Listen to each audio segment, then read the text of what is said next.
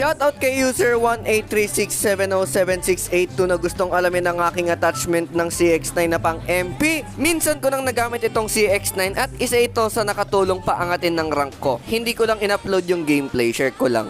Anyway, wag na natin patagalin at simulan na natin dito sa laser. Piliin mo tong RTC laser at tip ko sa inyo na wag kayong gagamit ng laser na may red flag sa MP. Kita yan ng kalaban, mas maganda to gamitin sa BR, pero pag sa MP, negative sa akin yan. Pero pag MP tas chaser coke, positive sa akin yan. Then sa ating pangalawang attachment, dito naman tayo sa barrel at ang piliin mo ang CX38, hindi CX na nanakit sa'yo. Perfect itong gamitin sa short range, yung tipong pabaril ka pa lang tumba na kalaban mo. De, joke lang, walang ganun. Then sa ating pangatlong attachment, dito naman tayo sa muzzle at ang piliin mo ay MIP Light Flash Guard para pag maka-encounter ka ng camper, ituhog mo sa ilong niya. Then next sa ammunition at 50 round ang piliin mo para solid at kayang pagsabayin ng 3 kalaban pati mga tambak mong activities. Then last ay under barrel at Merc 4 grip ang piliin mo for hip fire purposes. Maganda yan pang malapitan, pero kung gusto mo pa ng pang mas malayuan, palitan mo to ng Ranger 4 grip. At ito na po ang aking attachment para sa CX9 na pang MP. Maraming salamat sa panonood. Please follow my TikTok channel for more funny contents. Hanggang dito na lamang po. Salamat sa panonood. Hanggang sa muli.